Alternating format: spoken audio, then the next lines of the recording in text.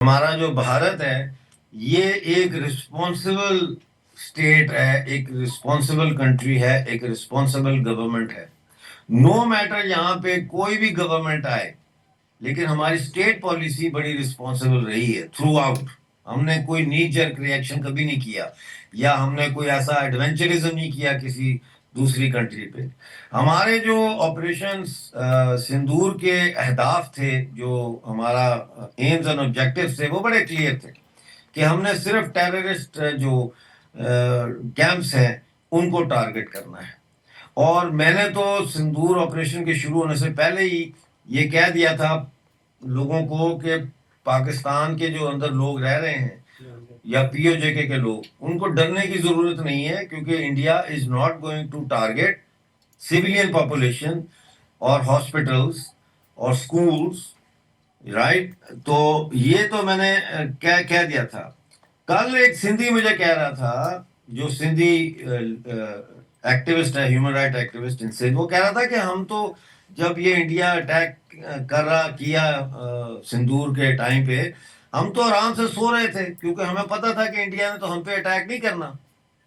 تو یہ جو صورتحال ہے یہ انڈیا کی طرف سے رہی، اور انہوں نے صرف ٹیررسٹ کیمپس کو ٹارگٹ کیا، as was mentioned in the aims and objectives of operation Sindoor. لیکن پاکستان کس پہ حملہ کرتا؟ پاکستان انڈیا میں کوئی ٹیررسٹ کیمپ ہے جس پہ حملہ کرے؟ وہاں کوئی لانچ پیڈ ہے جس پہ حملہ کرے؟ تو پاکستان نے تو پھر سویلینز پہ ہی حملہ کرنا تھا. یہ کشمیر کرتے ہیں، انہوں نے کشمیریوں پہ بمباری کی، انہوں نے جموں کشمیر کے لوگوں کو قتل کیا. یہ قاتل ہیں. یہ 1947 سے لے کے آج تک کشمیریوں کا قتل عام کر رہے ہیں، اور الزام لگاتے ہیں کہ ہندوستان جو ہے اور بھارت کی سرکار جو ہے وہاں پہ فوج بھیجی ہوئی ہے اور ظلم کر رہی ہے اور یہ کر رہی ہے اور وہ کر رہی ہے. یعنی کہ جو خود کر رہے ہیں. یہی تو ڈس انفارمیشن ہے، یہی تو پروپیگنڈا کا ان کا جو کیا اسے کہتے ہیں پروپیگنڈا سکلز ہیں، کہ اتنا جھوٹ بولو کہ وہ سچ دکھنے لگ جائے. سمجھا کہ نہیں؟ تو پاکستان نے جموں انڈیا کو نہیں، مطلب ہے جو مین لینڈ انڈیا ہے اس کو نہیں، انہی لوگوں کو قتل کیا، انہی لوگوں پہ بمباری کی جن لوگوں کو یہ ڈھونگ رہے چاہتے ہیں کہ ہم ان کے بڑے جو ہے وہ ویل وشر ہیں. مجھے سوال سمجھ نہیں آیا، اس میں 2 شبد ہندی کے آپ نے بولے، تو پلیز دوبارہ پوچھیں. دیکھیے،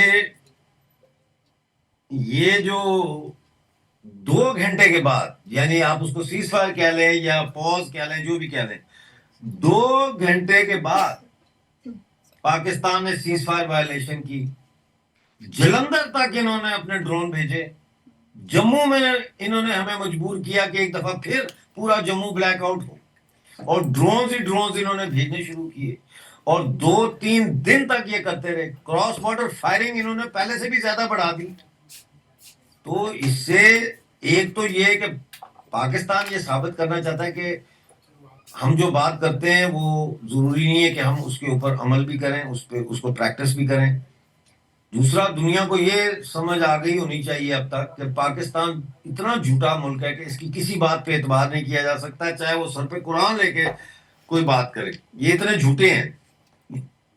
اور دوسرا یہ ہے کہ پاکستان ایک کنٹینیوسلی جو ہے، پاکستان مسلسل اس پورے خطے میں امن کے لیے خطرہ ہے، پورے خطے میں.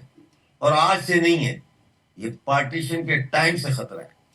اور یہ جو مسلمان تھے جنہوں نے پاکستان کا مطلب کیا، لا الہ الا اللہ کا نعرہ لگا کر ہندوستان کے متحدہ جسم کے زندہ جسم کو کاٹ کے اس کے حصے کیے، یہ ہندوستان کی تقسیم سے پہلے ہندوستان کے جسم میں زہر کی طرح پھیل گئے تھے، اور اس کا بھی علاج ہونا چاہیے. یہ جو ہے نا بہروپیے، جو ایک طرف ترنگا بھی اٹھاتے ہیں اور دوسری طرف جو ہے یہ پاکستان کے خلاف ایک جملہ بھی نہیں کہتے، ایک لفظ بھی نہیں کہتے، ان کو بھی ہمیں پہچاننا چاہیے. لیکن آپ کی بات کا جواب دیتے ہوئے میں یہ کہوں گا کہ یہ Pakistan cease fire violations have proven the point that you cannot trust this country, you cannot trust their ruling elite, you cannot trust their government, you cannot trust their military generals.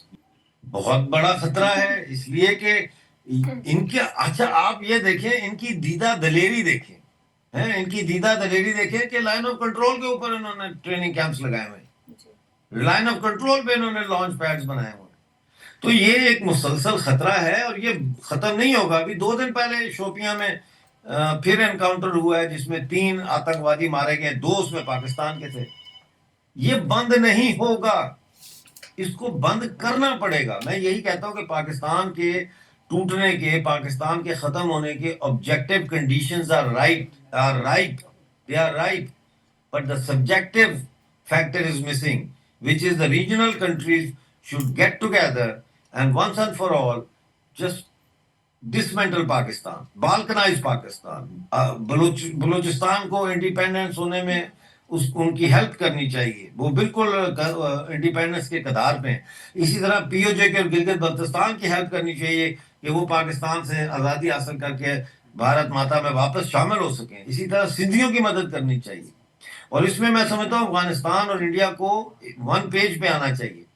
جب آپریشن سندور ہو رہا تھا اس وقت اگر Afghanistan attack کر دیتا پاکستان پہ تو قصہ ختم تھا، کیونکہ کے پی کے میں آلریڈی جو ہے لوگ وہ پاکستان کے خلاف ہے اور وہ افغانستان سے ملنا چاہتے. تو یہ ہمیں چیزیں سوچنی چاہیے. لیکن ہم ابھی تک، میرا خیال ہے، ہو سکتا ہے میں غلط ہوں، میرا یہ خیال ہے کہ ابھی تک ہم کوئی فیصلہ جب لیتے ہیں تو ہم اس میں دوسروں کا سوچتے ہیں، وہ کیا کہے گا، وہ کیا کہے گا، جیسے ہم عام زندگی میں بھی کرتے ہیں. مثال کے طور پہ میں آپ کو مثال دیتا ہوں، بے شک یہ کوٹ نہ کرنا، لیکن ایک مثال دیتا ہوں کہ ہمارے ہاں کی جو مہیلائیں ہوتی ہیں وہ ڈومیسٹک وائلنس برداشت کرتی رہتی ہیں کہ ہائے اگر ہم نے طلاق مانگ لی یا لے لی تو سماج کیا کہے گا، وہ کیا کہے گا، ہمارے رشتے دار کیا کہیں گے، مطلب ہے آنٹی کیا کہیں، آنٹیز کیا کہیں گی، انکلز کیا، میری کزنس کیا کہیں گی.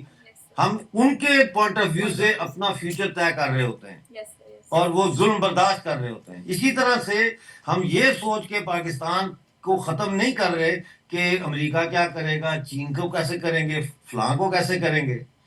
تو جب تک ہم یہ مائنڈ سیٹ پہ چلیں گے ہم کچھ نہیں کر سکتے، کیونکہ ہم دوسروں کی اوپینین کے غلام بن کر ہم اپنی پالیسیز بنا رہے ہیں. بھائی دیکھیں، یہ جو پاکستان بیسڈ ٹیررسٹ کیمپس ہیں، ٹیررسٹ گروپس ہیں، اس سے زیادہ تو ایویڈنس نہیں چاہیے. پہلگام سے کوئی بڑا ایویڈنس چاہیے دنیا کو کہ وہ پاکستان کو ٹیررسٹ اسٹیٹ قرار دے؟